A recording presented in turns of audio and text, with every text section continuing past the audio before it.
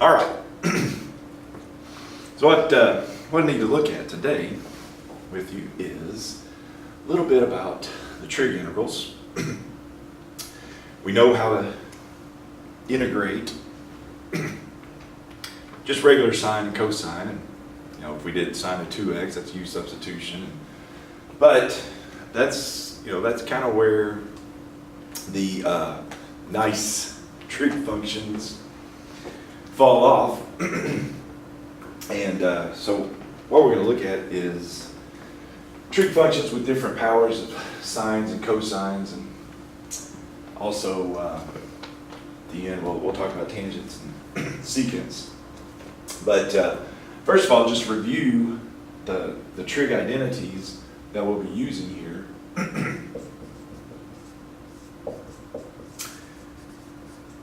Back in trigonometry, possibly, hopefully, you did talk about our Pythagorean identity, sine squared x plus cosine squared x equals 1. Well, we'll use the altered forms of that, and that is if we subtract cosine squared, we've got sine squared x equals 1 minus cosine squared x.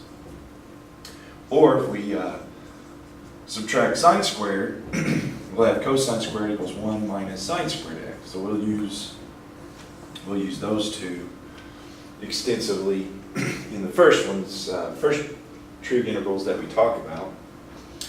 But we'll also use the double angle identities a little bit, and again in altered form.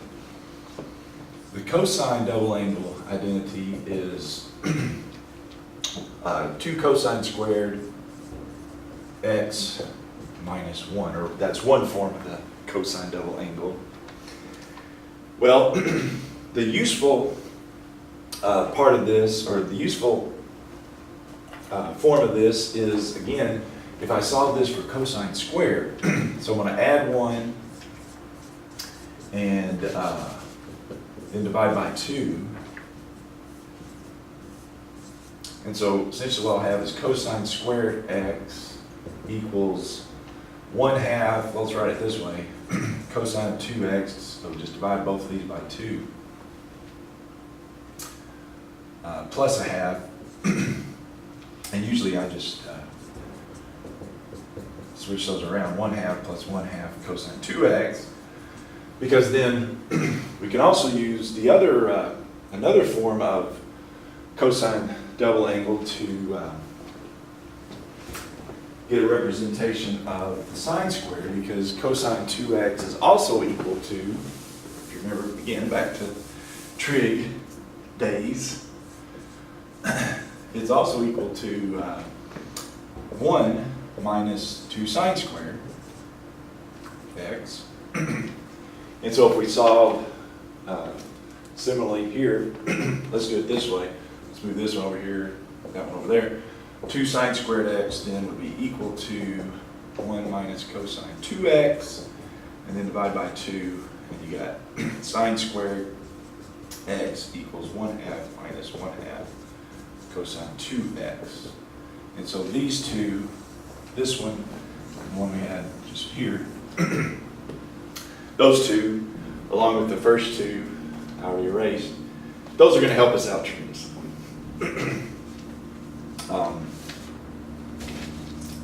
Okay, so with those in mind, let's talk about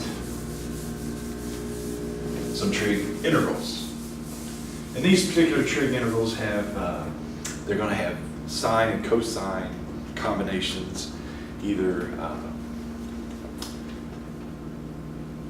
even or odd powers of cosine, even and odd or odd powers of cosine.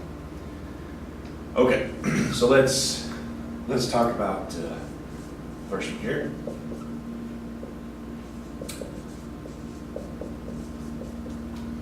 I guess we might group them in categories. The first one is if you have an odd powered sine or cosine.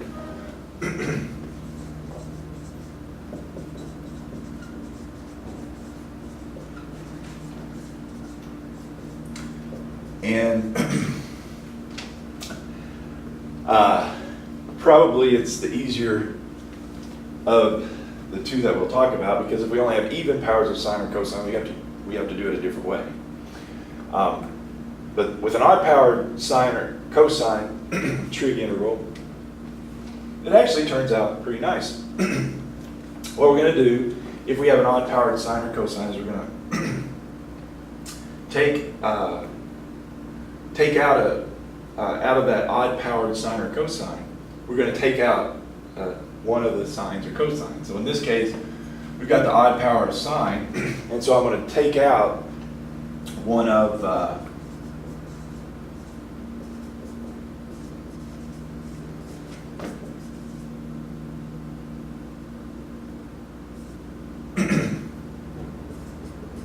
okay, so we're going to take out, if we have an odd powered sine or cosine, we're going to take out one of the sines or cosines, whichever case may be.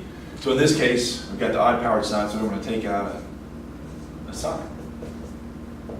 So I have sine squared x times the sine of x dx. And then we're going to convert what's left over out of those.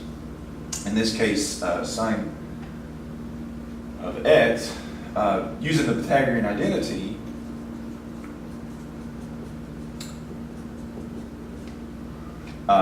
convert that to cosine. So that we know is 1 minus sine squared, right?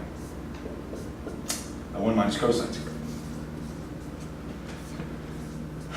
And here's what that does. What that does is then that's going to allow me to do a little u substitution, because notice here, if I go ahead and distribute my cosine, I'll have cosine to the 4th x minus cosine to the 6th x times then sine of x dx. And then if I let u be the cosine of x, du of course is the derivative of that, negative sine of x times dx. And so du over minus sine x, divide both sides by minus sine x, du over minus sine x is going to be in our place for dx. And I think you can see there that that's going to work out pretty nicely. So I have, if u is cosine x, so I have u to the 4th minus u to the 6th times the sine of x dx. But dx is du over negative sine of x. Yeah, and so that's what makes this work, because that's going to cancel out essentially that other term we saved out. All right. And so now, well, of course, we've got to remember the minus there, so that's going to basically change those, right, to minus u to the 4th plus u to the 6th du. And so that's just a power rule. Minus 1/5 u to the 5th plus 1/7 u to the 7th plus c. And then change that back to our, in terms of our x, u was called the cosine x, so this would be cosine 5th x plus 1/7 cosine to the 7th x plus c. Now, probably not what we would have guessed looking at the original problem, but hey, that's what it is.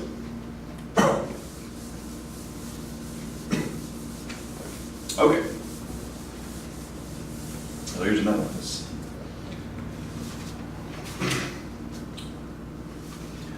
What else I wanted to show? Okay. Yeah, so it works anytime you have an odd powered sine or cosine.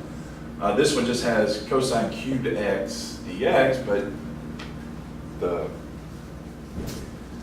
cosine is cubed, so we do have that odd power cosine, so save out one of the cosines. So we have cosine squared times cosine of x. Change that to cosine squared. It's 1 minus sine squared x. And cosine of x dx. So in this case, the u would be the sine of x. And so we have the integral of 1 minus u squared times, oh, we forgot du. Du would then be cosine of x dx. So yeah, that's essentially going to be a du We gotta usually do it though. All right, so du over cosine of x. Yeah, the cosine of x is cancel. So I just have 1 minus u squared du. So the antiderivative of that, easy as u minus 1/3 u cubed plus c. Substitute, in this case it's sine of x, will be sine of x minus 1/3 sine cubed x. C. Do that right? That's good? All right.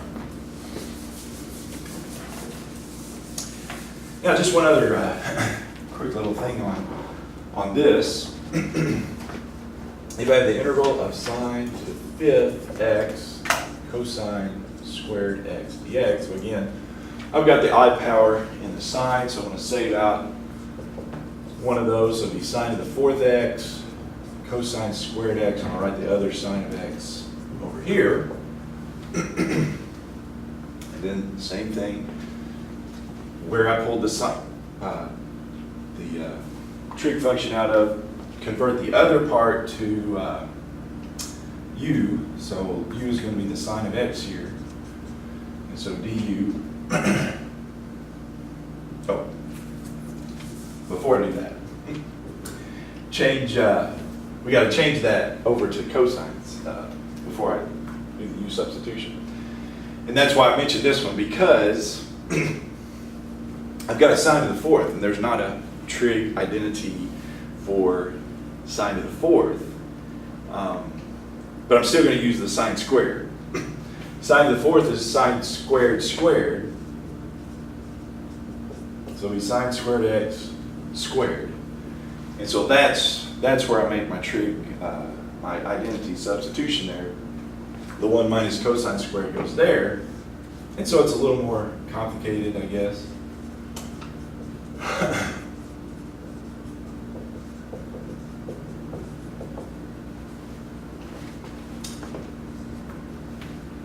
So you have 1 minus cosine squared x squared. Yeah, you're going to have to combine all this, and so you got to square that out, full it out, whatever. Multiply it twice. So you got quite a few terms in here. So what's that going to be? 1 minus cosine squared x minus another cosine squared x. You got minus 2 cosine squared x. And then minus cosine squared x times minus cosine squared x is plus cosine to the fourth x. So yeah, sometimes you might have to mess with the power like that. So not that big. It just makes more terms. Distribute your cosine squared. Then we'll do our u substitution. So the cosine squared x minus cosine squared times cosine, so the minus 2 cosine to the fourth x, and cosine squared times cosine to the fourth, and cosine to the sixth x. And now we're ready for u substitution. U equals cosine of x, du be negative sine of x dx. So negative sine of x, divide that out. And so we've got what? U squared minus 2 u to the fourth plus u to the sixth, and then sine of x, and then du over negative sine of x. So we've got that -1 factor there. You've got to distribute, basically distribute it inside there. So we've got negative u to the third plus u to the 2u to the fourth minus u to the sixth du. Well, just power rule now. Minus 1/4 u to the fourth plus 2 over 5 u to the fifth minus 1/7 u to the seventh plus c, and then just change those all back to, what was u? Cosine. So it'll be 1/4 cosine of the fourth x. 2/5 cosine of the fifth x. Minus 1/7 cosine of the seventh x. That's the c. All right.